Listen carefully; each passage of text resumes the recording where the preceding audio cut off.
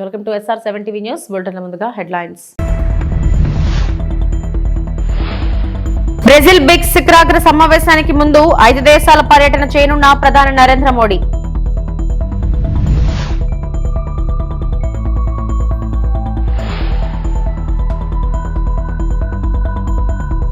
తప్పుడు ప్రచారాలు చేయడంలో వైసీపీ దిట్ట, AP home minister Anitha.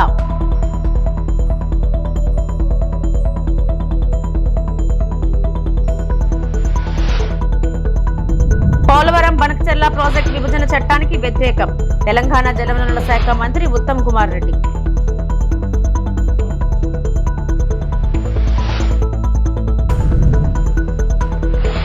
Srisailam జలాశయానికి కొనసాగుతున్న వరద ప్రవాహం.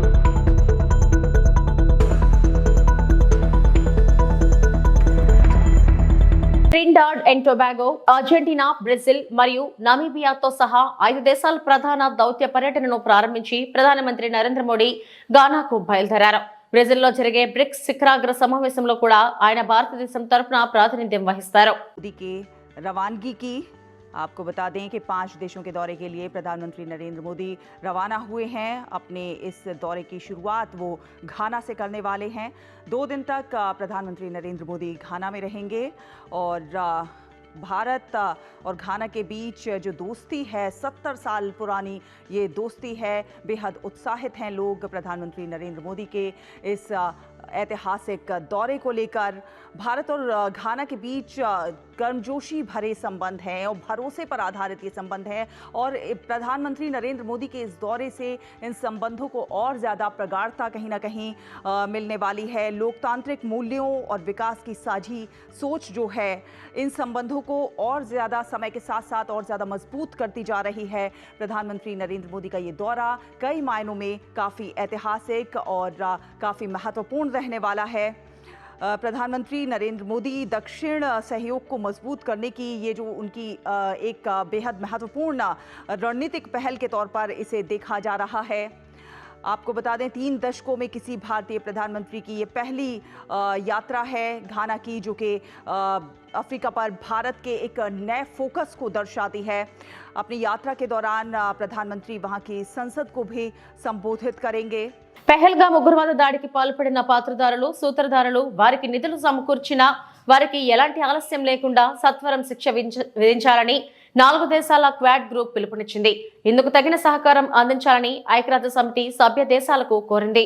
26 మంది పౌరుల ప్రాణాలను బలికొన్న ఏప్రిల్ 22 దాడిని భారత్, అమెరికా, ఆస్ట్రేలియా, జపాన్ విదేశాంగ మంత్రులు తీవ్రంగా ఖండించారు. సరిహద్దు ఉగ్రవాదానికి వ్యతిరేకంగా చర్యలు తీసుకోవాలని డిమాండ్ చేశారు. ఈ మేరకు ఉమ్మడి ప్రకటన విడుదల చేశారు. అయితే ఉమ్మడి ప్రకటనలో పాకిస్తాన్ గురించి కానీ, మే నెలలో భారత్ పాక్ మధ్య జరిగిన సైనిక ఘర్షణ గురించి కానీ ప్రస్తావించలేదు. ఈ ఏడాది ముంబైలో ప్రారంభించిన quad ports of the future భాగస్వామ్య ప్రణాళికను కూడా క్వాడ్ ప్రకటించింది. ఇదే సమయంలో తూర్పు చైనా సముద్రం, దక్షిణ చైనా సముద్రంలో పరిస్థితిపై ఆందోళన చెందినట్లు మంత్రులు తెలిపారు. Becoming the Secretary of State of the United States, this was my first meeting. So we like to do these every 6 months, right? Every 5 months. But we're honored to host them here today in this very important partnership that has developed over the years and that I think has really taken wing in the last few months. And we want to continue to build on. These are very important countries. These are very important strategic partners and allies of the United States. And together we have a lot of shared priorities, a lot of things we care about in the world. I think there are many global problems, but also problems that we face. Benefit countries in the region in order to advance the realization of a free and open Indo-Pacific. Thank you very much. Thank you. In the last few months, we have made significant progress in Quad initiatives. They include the maritime domain, logistics, education, and political coordination. We will be discussing that in greater detail. The working of the Quad has also been made more efficient through streamlining the working groups. A more cohesive, nimble, and focused Quad will certainly help deliver better. Quad is about deepening our convergence and expanding our common ground. I value our consultations on different dimensions of the Indo-Pacific in that regard. A lot is happening in the world, and I'm sure that our exchange of views will be very valuable for all of us. A word about terrorism in the light of our recent experience. The world must display zero tolerance. Victims and perpetrators must never be equated. And India has every right to defend its people against terrorism, and we will exercise that right. We expect our Quad partners to understand and appreciate that. India plans to host the next Quad summit. We have some proposals on how to make that productive. I'm sure so do our partners. We will discuss, and I'm sure we will agree. Once again, I thank Secretary Rubio for hosting us today, and I look forward to our discussions. Thank you. తప్పుడు ప్రచారాలు చేయడంలో YCP నేతలు దిట్ట అని హోంమంత్రి వంగలపూడి అనిత విమర్శించారు.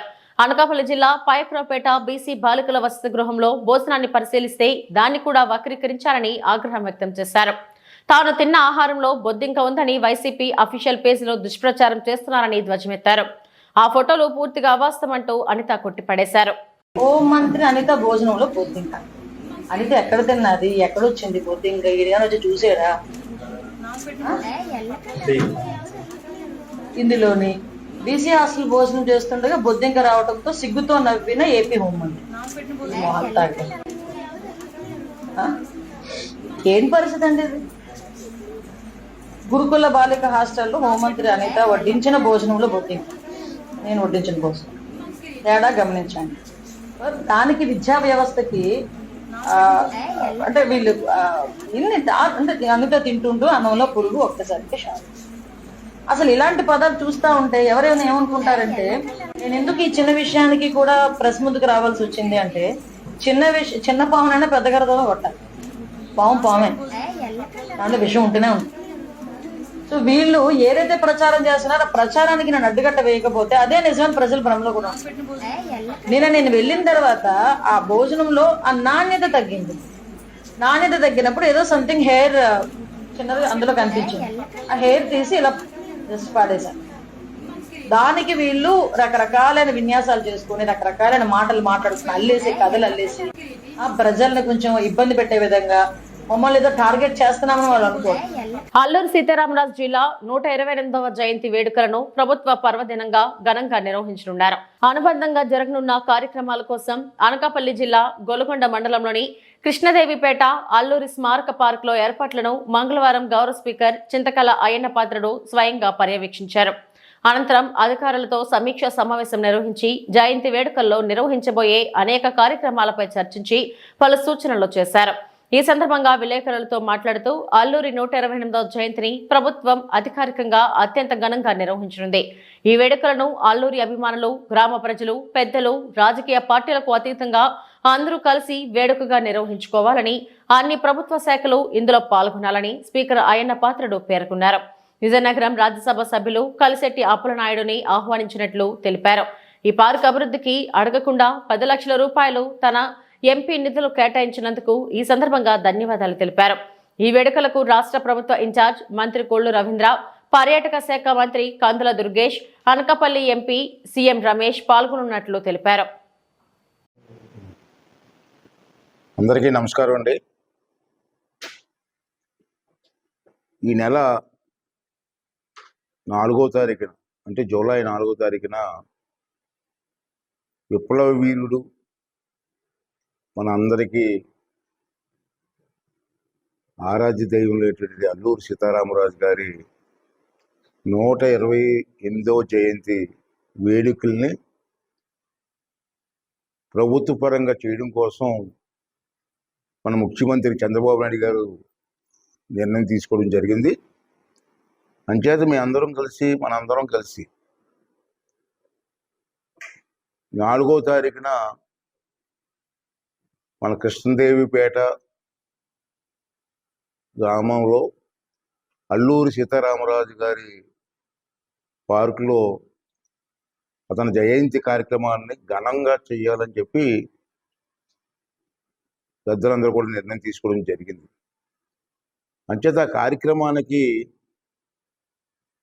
మన ప్రాంతంలో ఉన్నటువంటి అల్లూరి సీతారామరాజు గారి అభిమానులు, పెద్దలు, అందరి పార్టీ నాయకులు కూడా వచ్చి ఆ కార్యక్రమాన్ని విజయవంతం చేయవలసిందిగా నేను మనస్ఫూర్తిగా కోరుకుంటున్నాను.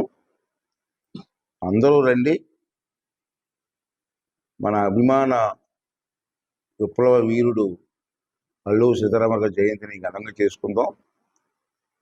అందరూ ఉదయం 10 గంటలకే వచ్చి ఆ కార్యక్రమం అయ్యే వరకు ఉండి ఆ కార్యక్రమాన్ని విజయవంతం చేయవలసిందిగా కోరుకుంటున్నాను. అలాగే మన ప్రాంతంలో ఉండే అధికారులు కూడా, అన్ని డిపార్ట్మెంట్ తాలూకు అధికారులు కూడా వచ్చి మీరు కూడా పార్టిసిపేట్ చేసి ఈ కార్యక్రమాన్ని విజయవంతం చేయవలసిందిగా కోరుతున్నాను. ఈ కార్యక్రమానికి మన ఇన్ఛార్జ్ మంత్రి గారు రవీందర్ గారు, అలాగే మన టూరిజం మంత్రి గారు, మన అనకాపల్లి ఎంపీ గారు, ఈ కార్యక్రమంలో మరో ముఖ్యమైన వ్యక్తి విజయనగరం ఎంపీ గారు అప్పలనాయుడు గారు, కలిశెట్టి అప్పలనాయుడు గారు అని ఆ ప్రాంత ఎంపీ గారు, వారిని కూడా నేను ఇన్వైట్ చేశాను. ఎందుకంటే వారు నేను అడగకపోయినా అల్లూరి సీతారామరాజు గారి పార్క్కి తన ఎంపీ నిధుల నుంచి 10 లక్షల రూపాయలు ఇవ్వడం జరిగింది ఈ పార్క్ డెవలప్మెంట్ కోసం. అసలు నేను అప్పుడు అడగలేదు అతన్ని. అతనే ఢిల్లీలో ఒక రోజు కల్పించి, అయ్యన్న పాత్రుడు గారు మీరు ఆ పార్క్ డెవలప్ చేస్తారని తెలిసింది, నేను 10 లక్షల రూపాయలు ఇస్తానని చెప్పి వెంటనే పంపించారు. అంచేత వారిని కూడా ఆ రోజు రమ్మని ఇన్వైట్ చేశాను. వారు కూడా వస్తున్నారు. కలెక్టర్ గారు, ఎస్పీ గారు, మిగతా నాయకులందరూ కూడా వస్తున్నారు. కాబట్టి అందరూ పార్టిసిపేట్ చేసి మీ సహకారం అందించి ఈ కార్యక్రమం విజయవంతం చేయవలసిందిగా కోరుకుంటున్నామండి. థ్యాంక్ యూ అండి. Thank you very much. Srisailam జలాశయానికి వరద ప్రవాహం కొనసాగుతుంది. జోరాల నుంచి శ్రీశైలానికి 63,156 క్యూసెక్కుల వరద వచ్చి చేరుతుంది. జలాశయం పూర్తి స్థాయి నీటి మట్టం 885 అడుగులు కాగా ప్రస్తుతం నీటి మట్టం 875.2 అడుగులుగా ఉంది. జలాశయం పూర్తి స్థాయి నీటి నిల్వ సామర్థ్యం 215.8 టీఎంసీలు కాగా ప్రస్తుత నీటి నిల్వ 164.7 టీఎంసీలుగా నమోదైంది. శ్రీశైలం కుడి, ఎడమ జల విద్యుత్ కేంద్రాల్లో విద్యుత్ ఉత్పత్తి చేస్తున్నారు. విద్యుత్ ఉత్పత్తి చేసి 35,315 క్యూసెక్లు సాగర్కు విడుదల చేశారు.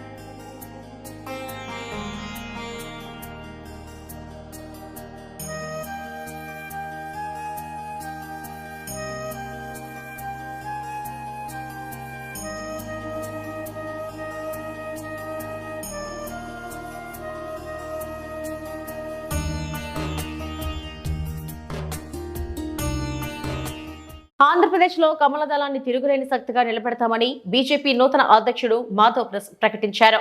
ఒక చేతిలో బీజేపీ జెండా, మరో చేతిలో కూటమి జెండాను తీసుకుని ప్రజల్లోకి వెళ్లాలని కార్యకర్తలకు పిలుపునిచ్చారు. బీజేపీ కార్యకర్తలకు న్యాయం జరగాలంటే ఎన్నికల్లో సీట్లు పెంచుకోవాలని కమల పార్టీ నేతలు గళమెత్తారు. ఏ నాయకుడైనా వాళ్ళ ఇంటిలో ఆ విధంగా ఉండేది, అంటే కుటుంబం పార్టీ భిన్నం అనే అభిప్రాయం ఉండేది కాదు. కనుక తనకి పిల్లలు పుట్టిన ఆ పిల్లల పేర్లు మన నాయకుల పేర్లే పెట్టుకునేవాడు.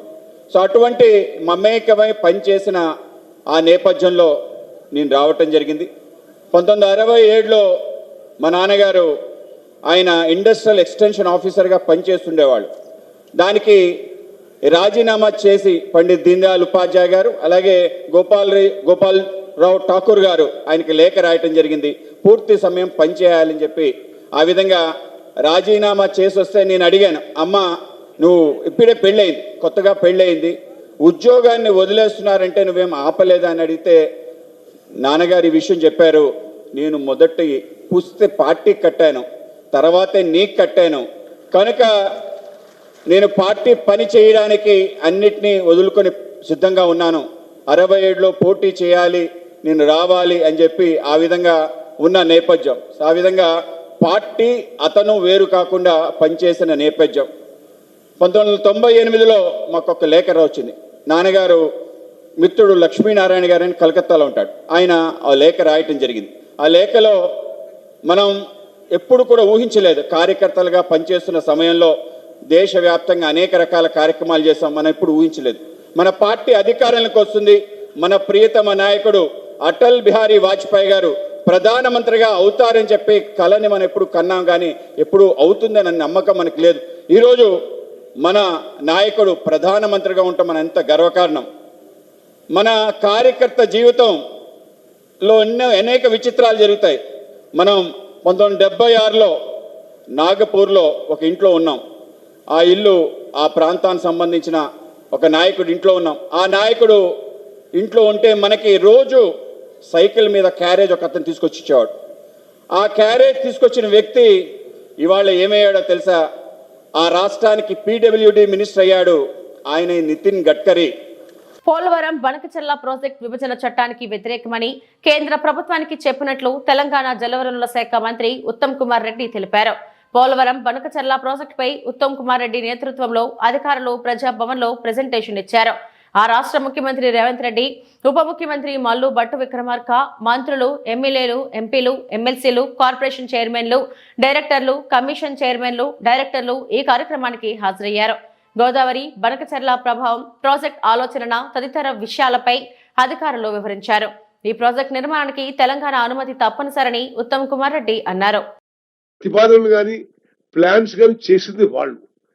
ఇప్పుడు మనం అధికారంలో వచ్చిన తర్వాత చంద్రబాబు నాయుడు గారు pre feasibility report government of ఇండియాకి ఇస్తే గట్టిగా వ్యతిరేకించి నిన్న కేంద్ర ప్రభుత్వం నుంచి ఆ ప్రతిపాదనని వెనక్కి పంపేచ్చిగా చేసింది మనం అని చెప్పే విషయం దయచేసి మీరు అందరూ కూడా ప్రజలకు తెలియజేయాలి. ఇప్పుడు చంద్రబాబు గారు ఒక ప్రీ ఫీజిబిలిటీ రిపోర్ట్ సబ్మిట్ చేసిండు గవర్నమెంట్ ఆఫ్ ఇండియాకి. గవర్నమెంట్ ఆఫ్ ఇండియా మన అన్ని రాష్ట్రాలకి, గోదావరి నది పరివాహక అన్ని రాష్ట్రాలకి మన కమెంట్స్ అడిగింది, మనం అబ్జెక్షన్స్ తెలియజేశాం.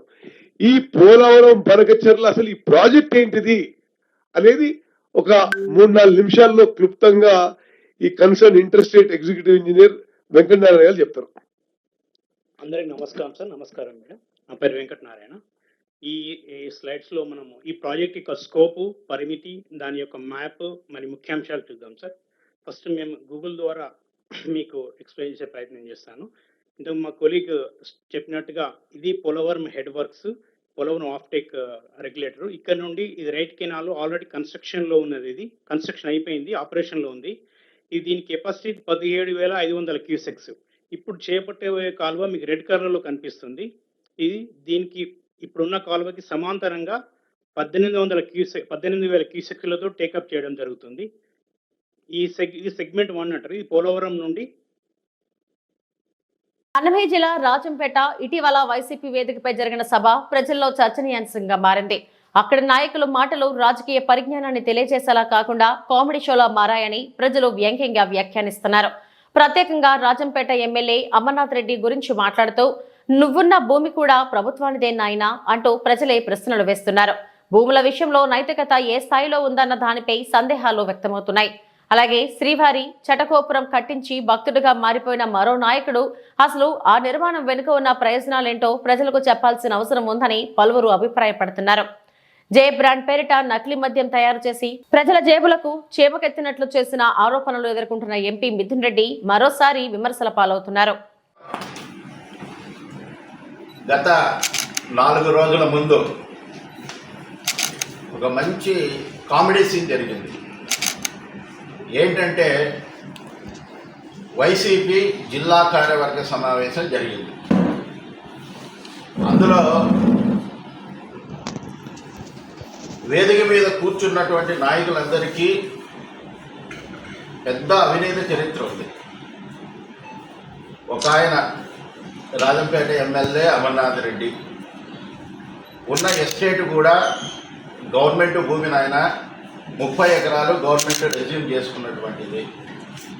సాక్షాత్తు వెంకటేశ్వర స్వామికి శటకోపనం పెట్టినటువంటి చరిత్ర, ఆయన్నే మోసం చేసినటువంటి చరిత్ర.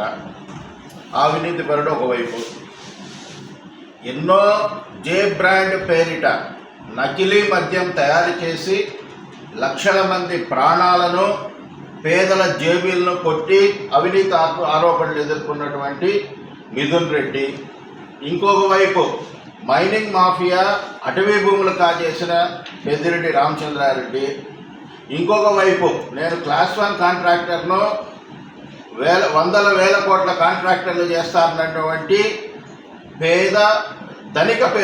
పేదవాడు ఆయన కూడా సాక్షాత్తు ప్రభుత్వ భూములు కాజేసిన అర్హత లేకపోయినా ప్రభుత్వ భూములు వెంట పెట్టుకున్నటువంటి మరొక వ్యక్తి. ఇటువంటి అవినీతి పరులందరూ కూడా వేదిక మీద ఉంటే ఒక ఆయన చేతగాక తెలుగుదేశం పార్టీ కార్యకర్తలందరినీ ఇబ్బంది పెట్టి ఓడిపోయినటువంటి వ్యక్తి ఇటీవల వైసీపీలో చేరి ఒక ప్రశ్న వేసినాడు. నేను నిజాయితీ పరుణ్ణి, తెలుగుదేశం పార్టీలో అవినీతి పరులు ఉన్నారు కాబట్టి నేను పార్టీ వీడినాను. ప్రమాణం చేయమన్నారు. మేము ప్రమాణాలు చేయాల్సింది ప్రజలకు జవాబుదారీగా మేము ఉన్నాం. తెలుగుదేశం పార్టీ మంచి పార్టీ కాబట్టి దేశంలో ఎక్కడా లేనటువంటి మెజార్టీని ప్రజలు ఇచ్చినారు, ప్రజలు నమ్మినారు. మా గురించి మేము చెప్పుకోవాల్సిన అవసరం లేదు. నువ్వు ఆ పార్టీలో చేరే ముందు అక్కడ ఉన్నటువంటి ప్రజాప్రతినిధులు 5 సంవత్సరాల పాటు అవినీతి చేయలేదని ప్రమాణ స్వీకారం చేసిన తర్వాత ఆ పార్టీలో చేరినావా? కాబట్టి ఇదంతా ఎట్లా ఉందంటే దయ్యాలు వేదాలు వల్లించినట్లుగా ఒక హాస్యాస్పదంగా కనబడింది. దాన్ని ఎవరు కూడా ప్రజలు నమ్మేటటువంటి పరిస్థితుల్లో ఇవాళ లేరు.